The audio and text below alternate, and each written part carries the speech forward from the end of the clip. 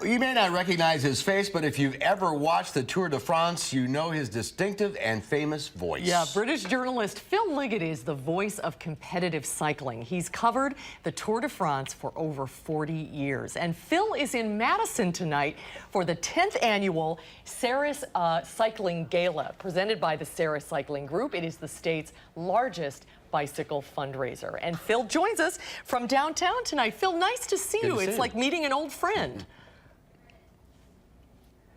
It is, and it's great to be back. It's my third visit in the 10 years, and I must say this is the first time the event has been fully sold out. And, you know, I think it's a sign of the times, because it seems to me in Madison now, just about everybody is riding a bike. Yeah, this is a big biking town. It really is. Let's talk about the Tour de France. Why is that so captivating around the world, do you think? Largely because it's got a history. It was the very first long-distance cycle race. The idea was evolved in 1902. It came to fruition in 1903. Last year we had the 100th edition because, of course, we lost 10 years with the World Wars. And we've watched, you know, kids who come from very poor families, lived in the fields of France, as sort of way to become something rather special in their own country. So they rode a bike. Their ambition was to ride the Tour de France, to conquer the mountains, become superstars, and that's what's happened.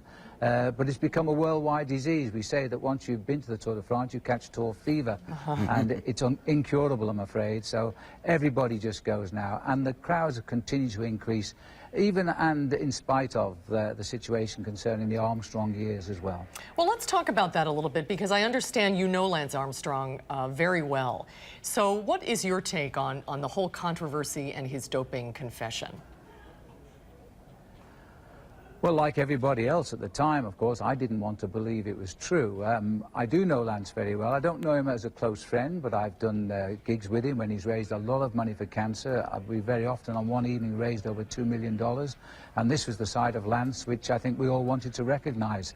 But there's no doubt it was the most organized doping strategy that's ever been known in the history of not just cycling, but in sport. And sadly, Lance is paying the price for that now. But one thing about what has happened, Lance's legacy, if there is one, and I think there is the fact that during his years at the top, which began back in 1993 when he became the youngest ever world champion, he's introduced tens of thousands of people to the pleasure of riding a bike.